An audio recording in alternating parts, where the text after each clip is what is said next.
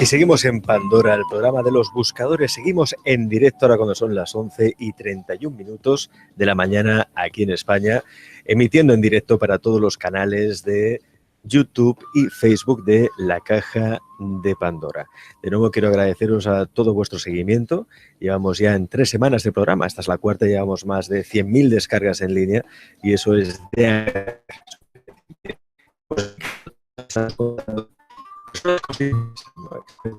interesan como es el caso de nuestro invitado José Luis Jiménez. José Luis, que está con nosotros dentro de los minutos en la tertulia, en la gran tertulia de Pandora, en la que hoy vamos a intentar dilucidar cuál es el origen de la humanidad, dar respuestas a la pregunta de dónde venimos, ¿no? Pero ya que José Luis ha venido antes de tiempo, he querido hacerle pasar al estudio para hacer una pequeña introducción, ¿no? Y me ha traído un libro que acaba de publicar, que yo recomiendo, que un día invitaremos a José Luis que venga para explicaros más en profundidad, porque ya solo por el grosor del libro se ve que aquí hay que profundizar mucho, José Luis. José Luis, bienvenido. Muchas gracias, Alex. José Luis es historiador, escritor, un gran divulgador sobre estos temas, buen amigo, hace ya años que nos conocemos, y ha publicado un libro titulado La revelación del Grial viviente. El Grial viviente. Estamos hablando de los descendientes de Jesús. Pues sí, exactamente. Bueno, los descendientes de Jesús que tenían un nombre por el que eran conocidos, que es el de Desposini. Desposini es una palabra traducida del arameo al griego que viene a significar los que pertenecen al Señor, los que son del Señor, es decir, su familia. Bueno, en realidad los Desposini o los descendientes tiene que ver con el Grial viviente, evidentemente, ¿no? Pero no está basado todo el libro solamente en esta cuestión de la descendencia, sino en lo que comporta qué es el Grial, quién es el Grial y sobre todo cómo a través de la historia, desde la creación de la religión católica, apostólica y romana, la religión del Imperio Romano, pues se han ido... diríamos que modificando y alterando rituales que la mayoría del público se asombraría si conociese realmente cuál es el significado y qué es lo que están haciendo. Porque las personas van a la iglesia, van a misa y no se suelen fijar en lo que hay dentro del templo, la simbología que hay, qué es lo que significa, incluso qué rituales están haciendo. Por ejemplo, háblame de algún ritual. Bueno, por ejemplo, cuando se funda la Iglesia Católica en el Concilio de Nicea en el 325, que convoca este concilio el emperador Constantino I, lo que van a hacer es crear una nueva religión. No se trata de las doctrinas del Yeshua Galileo, del profeta Galileo, de Jesús, sino que son los seguidores de San Pablo, de Saulo de Tarso, un judío romanizado que había tenido pues gran éxito, muchos seguidores, a los que se les van a conocer como los cristianos, precisamente porque es Saulo de Tarso, es Pablo, San Pablo, quien dice, dejad de seguir ya al Yeshua, al Galileo, que ya ha muerto, ahora hay que seguir al Cristo. De ahí viene que se les llame cristianos.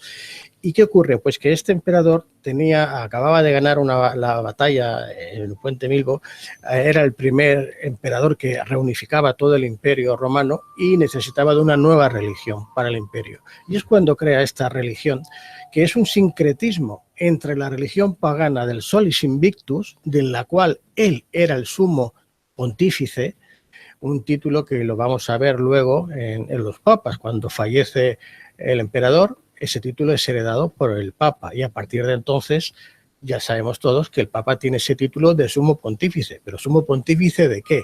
Pues de la religión pagana del Solis Invictus. Entonces aquí en este libro, que son 690 páginas, de las cuales hay más de 320 fotografías a todo color, se van a mostrar evidencias y pruebas de todas estas, vamos a decir, ocultaciones que se han llevado a cabo. Se demuestra con las imágenes cómo la Iglesia decía una cosa pero hace otra y, por ejemplo, como tú me preguntabas, pues podemos encontrar aquí mismo en Barcelona, en la Catedral de Barcelona, cómo a María Magdalena se la representa como la diosa femenina, la diosa creadora de vida, la diosa Selene, la luna, y a Jesús como el sol masculino, el sol invicto, ¿no? José Luis, no lo cuentes todo, porque te invitamos al siguiente programa para dedicar un especial a este libro que merece mucho la pena y el que además se contestan a preguntas como ¿quiénes eran en realidad Jesús y María Magdalena? ¿Qué secreto conocían los caballeros templarios? ¿Por qué fueron aniquilados realmente los cátaros? ¿Qué descubrió Cristóbal Colón? ¿Qué es el Grial? La revelación del Grial viviente con José Luis Jiménez, que nos acompañará dentro de 2 minutos en la tertulia sobre el origen de la humanidad, de dónde venimos. José Luis, gracias por darnos el libro y la semana que viene te queremos aquí para que nos cuentes más. Gracias. Gracias a ti.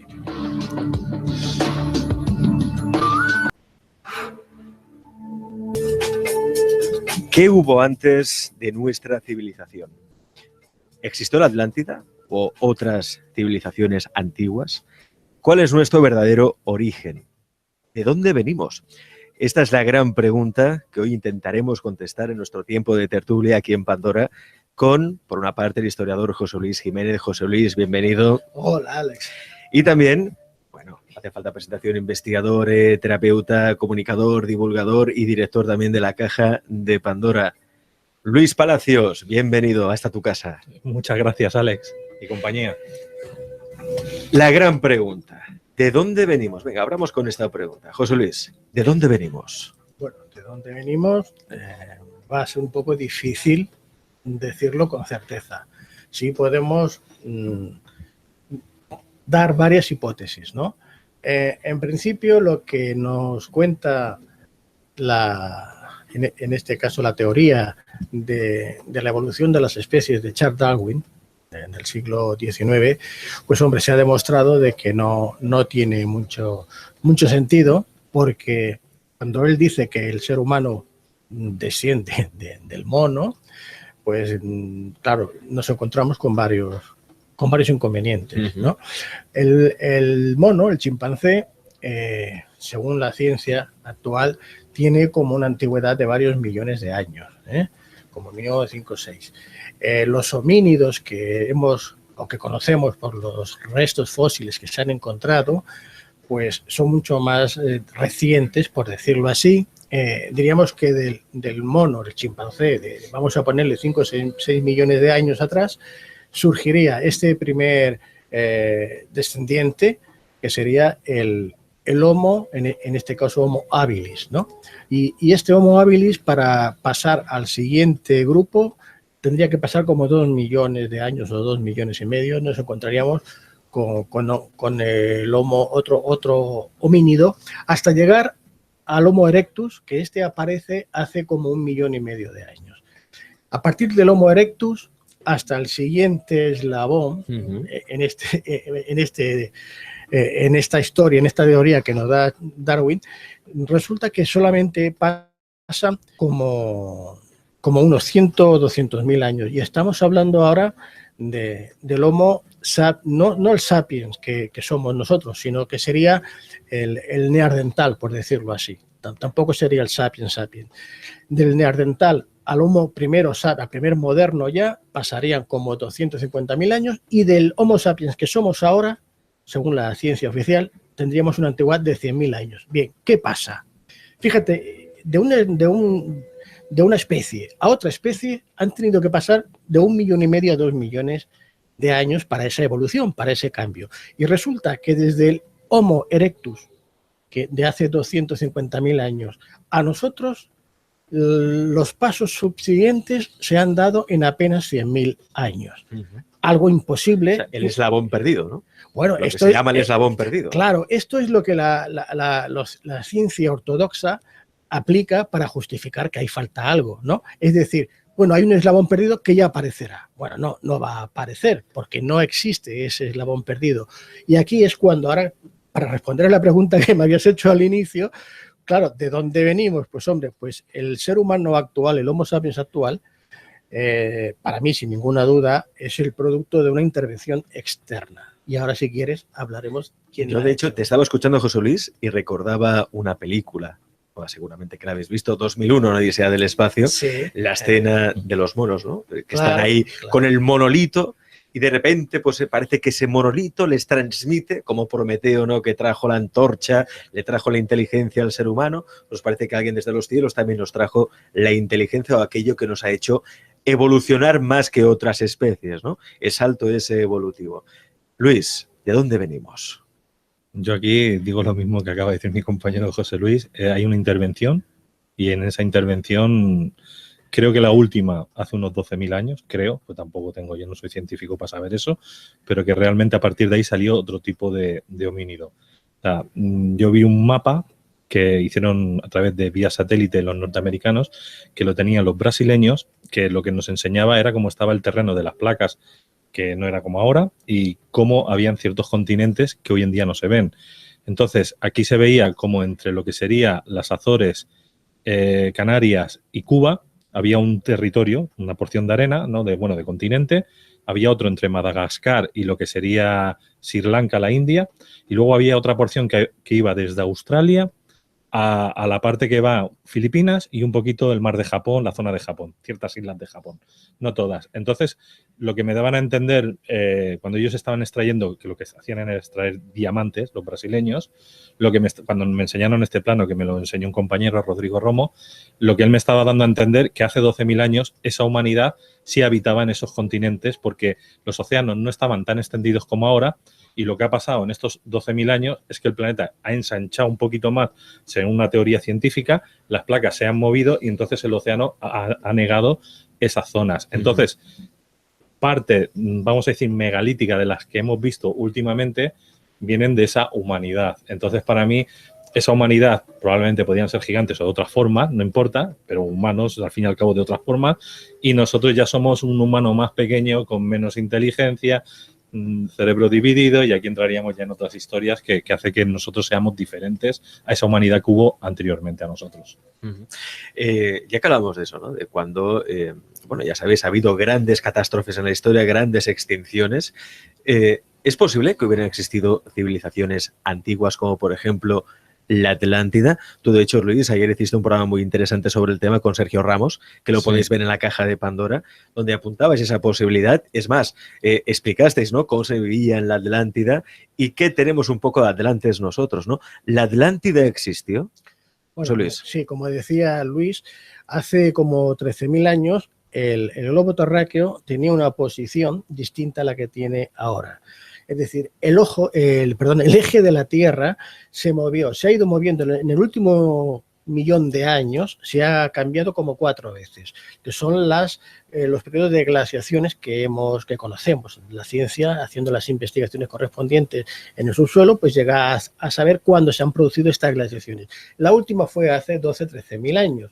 ¿Y qué ocurrió? Pues bien, con ese cambio de eje, los casquetes polares se derriten, porque al cambiar el eje ya no está en la misma posición y automáticamente es cuando se producen estos cataclismos que ahora veremos que ya nos lo cuentan historiadores, como es terremotos, erupción de volcanes, maremotos, tsunamis, etc. ¿Qué pasó hace 13.000 años? Pues fíjate, tenemos historias perfectamente documentadas, ¿no? Los continentes que parece ser míticos, se dice míticos porque la ciencia oficial no quiere reconocer que porque no encuentra pruebas. Veremos que sí que hay pruebas. Lo que comentaba Luis antes, esas tierras, esos lugares, por ejemplo, entre Madagascar y la India, ahí tendríamos lo que se conocía como el continente de Lemuria, por los animales, los lemures, son los únicos que existen entre la isla de Madagascar y el sur de la India. De ahí viene el nombre, que fue un investigador del siglo XVIII, pero vamos a dejarlo ahí porque no tenemos más pruebas que eso. Hay otro continente que también lo ha mencionado Luis sin el nombre, que es el de Mu, que es el que estaría en el Océano Pacífico, en esta zona entre Asia y América, y luego tenemos del que sí que tenemos pruebas que vamos a hablar, que ya lo has mencionado, que es la Atlántida. La Atlántida estaba situada precisamente en el centro del Océano Atlántico, entre el norte de África, el sur de Europa, es decir, la península ibérica, y lo que sería el Caribe, ¿no? ¿Y qué pruebas o qué documentos tenemos de esto? Hace 13.000 años. Pues fíjate, esto surge o tenemos noticias de ello a través de los escritos de Platón, Platón fue un filósofo, historiador griego del siglo IV antes de Cristo, 350 y tantos, que él en unos escritos que son comentarios que tiene con un familiar suyo, un tío suyo que era Critias, otro que era Timeo, que es otro filósofo amigo, que hablaban entre ellos una conversación que había mantenido un sabio, de los 7 sabios de Grecia, que era Solón, que era un legislador, cuando había ido 200 años atrás a Egipto, al templo de Sais. Allí va a hablar con los sacerdotes del templo de Sais y son estos sacerdotes que le van a contar a Solón, diciéndole más o menos que él no conoce la historia real de sus antepasados, de los atenienses.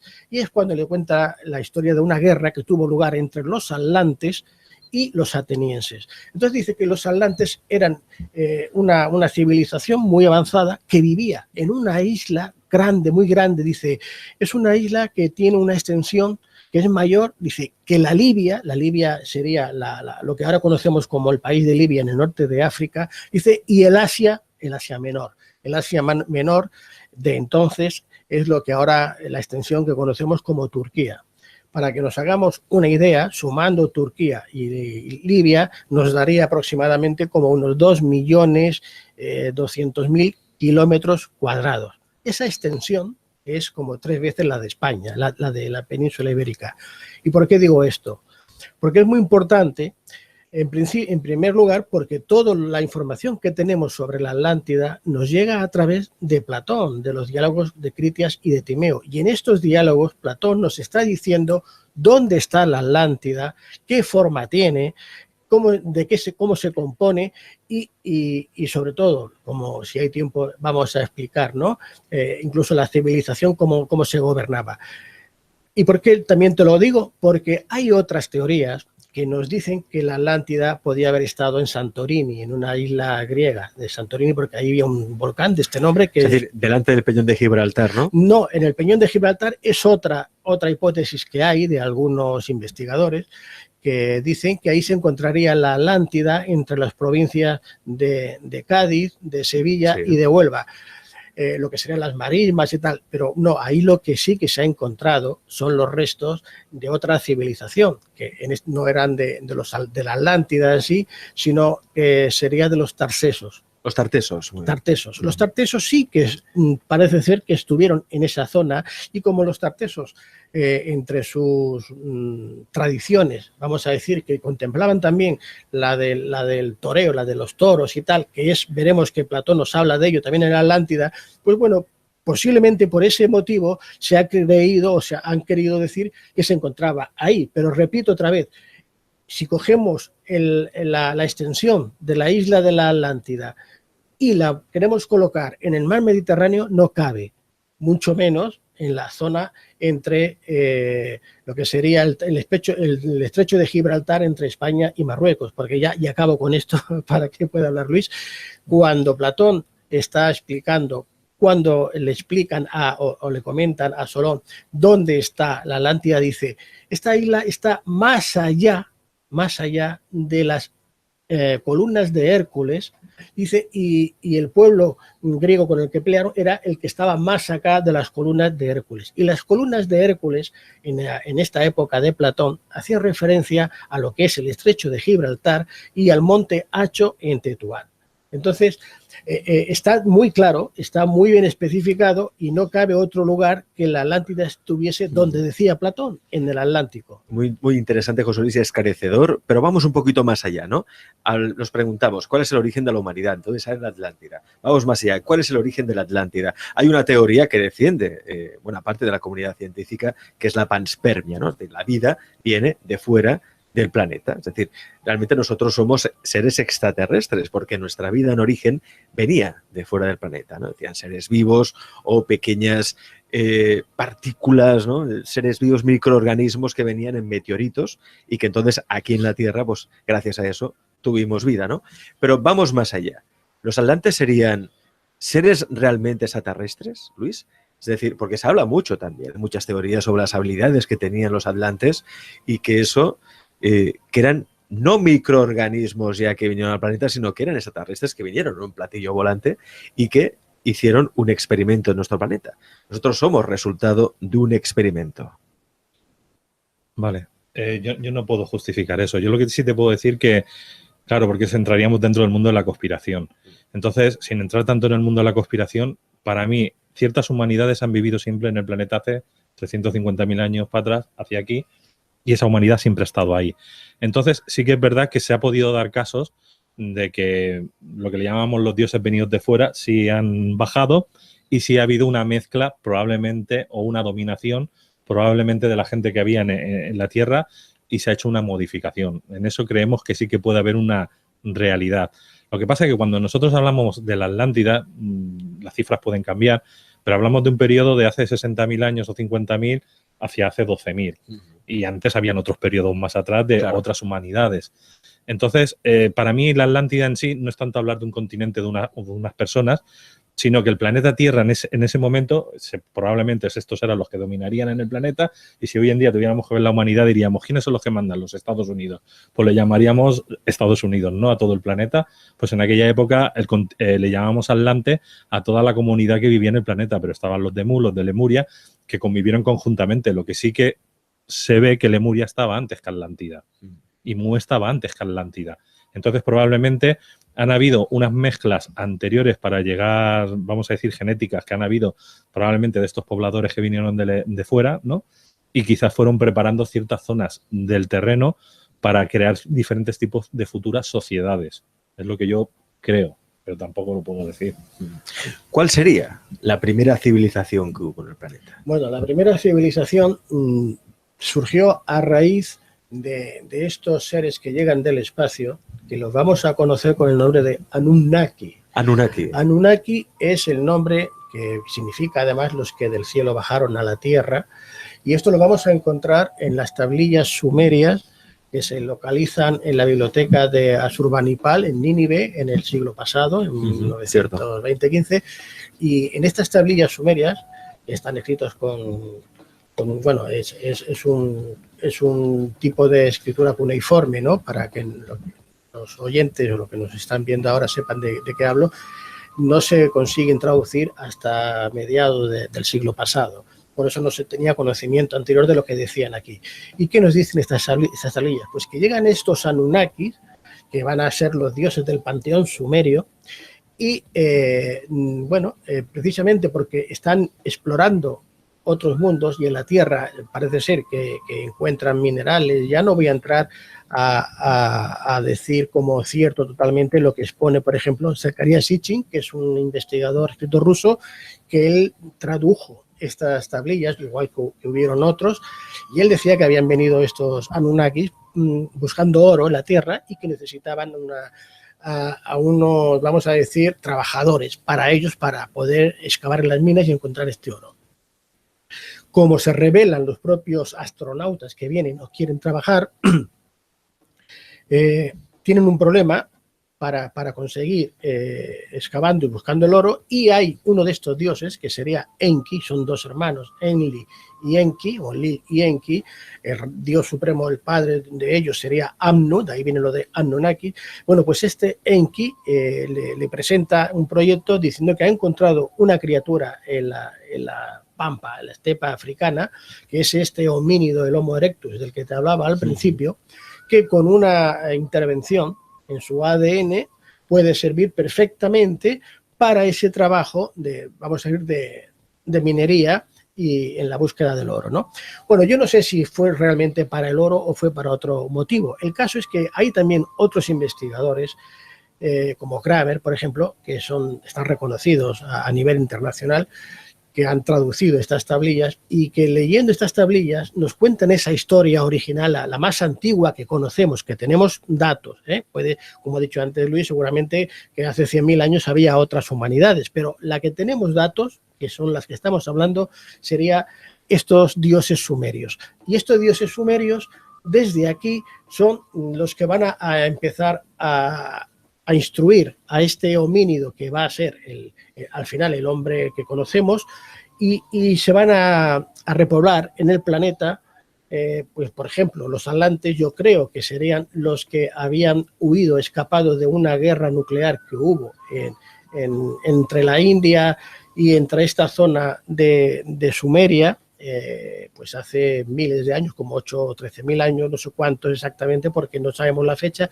pero sí lo encontramos en escritos, como es en el Mahabharata, que es un libro sagrado indio, y en estas tablillas están coincidiendo al explicar que hay esta guerra nuclear que es la que va a producir, vamos a decir, esta huida, esta expansión de estos hombres, que luego lo vamos a encontrar en otras culturas, como sería la atlante, la egipcia, o por ejemplo en América, en Bolivia, como sería en Tiwanaku. Y a partir de aquí, si quieres, entramos en detalle.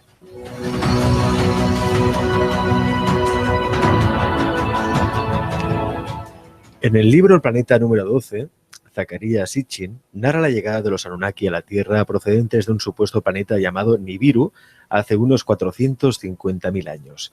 Seres altos de unos 3 metros de altura, de piel blanca, cabellos largos y barba, quienes se habrían asentado en Mesopotamia y que por ingeniería genética aceleraron la evolución del Neandertal a Homo sapiens, aportando su propia genética, por la necesidad de tener trabajadores esclavos. Según los escritos de Sitchin, la tecnología y el poder de los Anunnaki aún no habría sido superada, planteando que podían efectuar viajes espaciales y manejar ingeniería genética hace 450.000 años, y que habrían dejado sus rastros en toda la Tierra con tecnología aún desconocida, por ejemplo, en la construcción de pirámides egipcias, mayas, aztecas, chinas, en el círculo megalítico de Stonehenge, en el puerto espacial de Baalbek, o en las líneas de Nazca y en Machu Picchu. Pues parece que sí, que José Luis, los Anunnaki estaban en el origen de todo, ¿no? Claro, pero los que ahora mismo nos están escuchando, nos están viendo, ¿esto se puede probar realmente o son todo teorías? ¿Realmente se puede probar que existieron unos dioses venidos del espacio que se llamaban Anunnaki y que ellos fueron los que nos crearon? Luis. Bueno, yo creo que el experto es él, pero bueno, lo que te puedo decir es que para mí él se está basando, y tú también, en el tema Anunnaki, y sabemos que Anunnaki, como él ha dicho, tiene que ver con el tema de la India y tiene que ver con esa parte. Para mí la parte de los dioses egipcios, o que tienen que ver con egipcios, realmente no tenía que ver nada con el tema Anunnaki. Y por mis investigaciones, si hablamos de época atlante, quizás la Atlántida y Egipto sí que estaban comunicados y eran otros dioses y eran otras razas extraterrestres. Para mí son cosas totalmente diferentes. Yo creo que en la Tierra han habido, vamos a decir, diferentes invasiones en diferentes épocas de diferentes razas extraterrestres. Y lo que estabais hablando antes de Tiahuanaco y la zona de América, vamos a decir, de la zona de Perú, es mucho más antiguo quizás que la parte de Sumeria y quizás que la parte de Egipto en algún momento. Porque allí también otros investigadores de campo han dado otras fechas mucho más atrás que las que se conocen actualmente. Entonces, claro, aquí para mí actualmente hay una guerra, por llamarlo de alguna manera, de que cada uno dice lo que quiere y aporta lo que puede. Para nosotros sí que es verdad que la parte de Egipto y la parte de Sumeria son reales, o sea, es decir, esos dioses estuvieron, y es con lo que yo me quedo. Luego, datar fechas 450.000 atrás, bueno, estaríamos hablando en la época de cuando la Lemuria dominaba, y precisamente esa gente no era bélica. La gente más bélica fue en la época de la Atlántida. Entonces, en la Lemuria se supone que vivían en la Edad de Oro. Entonces, no había una mezcla, vamos a decir, bélica. Y en la Atlántida sí que hubo parte bélica. Y para mí los Anunnaki se remontan a la parte más cercana hacia nosotros, ¿no?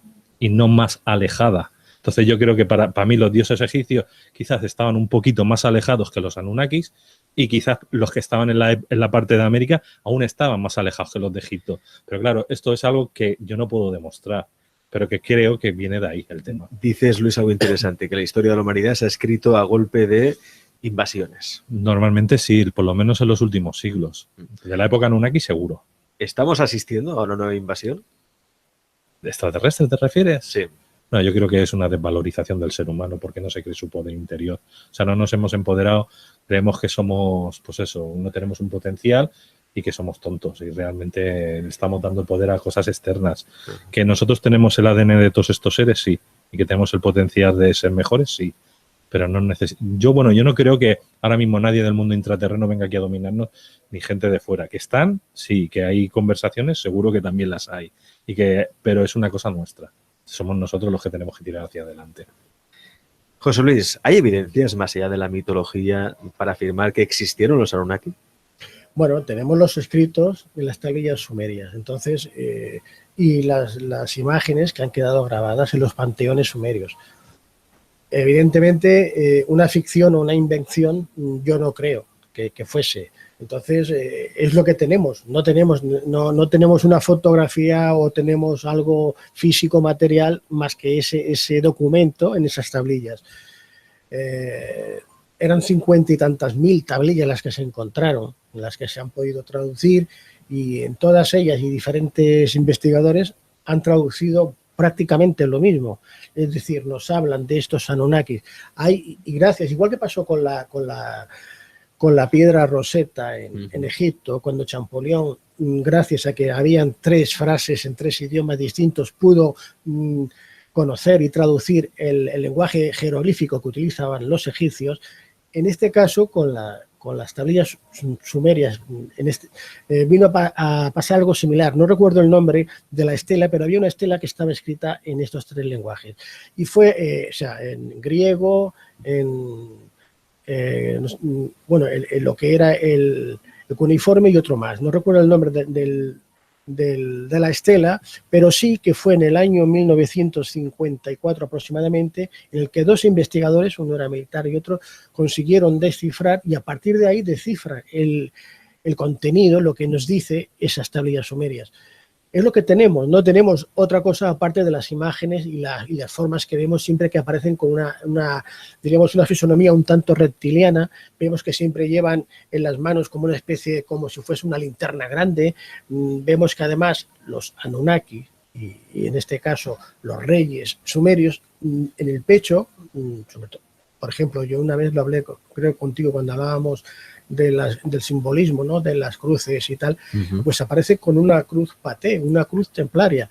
La cruz templaria que solamente por lo menos generalmente entendemos que aparece a partir de la orden de los caballeros templarios en el siglo XII, siglo XIII. Es decir, que esta cruz ya estaba 8.000 años antes, ya existía, ¿no? De hecho, en el libro que antes hemos comentado, La Revelación, hay una fotografía de estas cruces que se pueden encontrar incluso en Argentina, en petroglifos con una antigüedad de 8.000 años. ¿Qué nos está diciendo esto? Pues que efectivamente parece, todo apunta a que sí, que estos Anunnakis estuvieron aquí, y no solamente estuvieron, sino que además manipularon la genética de ese homínido, que ahora es el ser humano. Y también coincido con Luis, que seguramente no fueron los únicos. ¿Por qué? Pues porque en Tiwanaku, la construcción que hay, cuando llegaron los españoles allá y les preguntaron a los nativos que quién había construido, pues vamos y vemos el Pumapunku y vemos aquellas construcciones megalíticas, son asombrosas. Cuando se empiezan a investigar cómo se han construido, se encuentran que están unidas con unos hierros, con una especie de moldes en la roca, y dentro con unos hierros que se tienen que haber fundido allá, in situ, es decir, que se tenía que haber construido una forja en el lugar para fundir aquel hierro, porque está perfectamente encajado en aquellas muecas de la roca, ¿no? Y estos nativos decían que sus ancestros de hacía 13.000 años atrás ya lo conocían, ya estaba allí construido, ¿no? Claro, nos estamos retrotrayendo en el tiempo a una civilización mucho más anterior que la de los sumerios, que la que tenemos de los sumerios. Y si hablamos de Egipto, gracias al descubrimiento que se hizo por el ejército de Napoleón cuando llegan a Dendera, en el templo de Dendera, allí se encuentran con el zodiaco de Dendera, que nos está explicando cuándo se produce el hundimiento de la Atlántida, además en concreto fue en la era de Leo, y esto sucedió pues hace 13.000 años atrás, y explica mediante todo el lenguaje jeroglífico cómo tienen que huir los atlantes, y unos van a ir para Egipto, otros van a ir incluso para América. Y es más, otra vez en Guatemala hay este fue un investigador, se llamaba Mahler, en el 1930 y algo, encuentra un friso tremendo en una especie de cámara subterránea donde aparecen como los personajes mayas más significativos de entonces, con la vestimenta maya, huyendo en una barca de una isla o de una tierra en el que se está hundiendo, que un volcán está en erupción, unas pirámides se están derrumbando, hundiendo en el agua, la gente se está ahogando, los peces aparecen flotando muertos. Bueno, hay unas fotografías que es lo que tenemos porque no se ha querido nunca revelar el lugar exacto, que la NASA sí que ha estado detrás de ello, igual que fue a la Cueva de los Tallos con Neil Armstrong, creo que fue, a investigar y de qué hace la NASA aquí. Pues la NASA estaba muy interesada en conocer lo que había en estos lugares, ¿no? Y tenemos las fotografías que nos están demostrando que efectivamente aquello existe y está explicando ese, no sé, vamos a decir holocausto, ¿no? En el que esa humanidad de entonces, si no por completo, casi por completo desapareció. Ha habido extinciones masivas y es lo que hace que mucha gente se pregunte si estamos al borde de una sexta extinción. Se habla mucho de la sexta extinción, pero esto ya será para otro programa en el que volveremos a invitar obviamente a Luis y a José Luis Jiménez. José Luis, un gran placer haber charlado con vosotros. Muchas gracias. Gracias. Gracias a ti.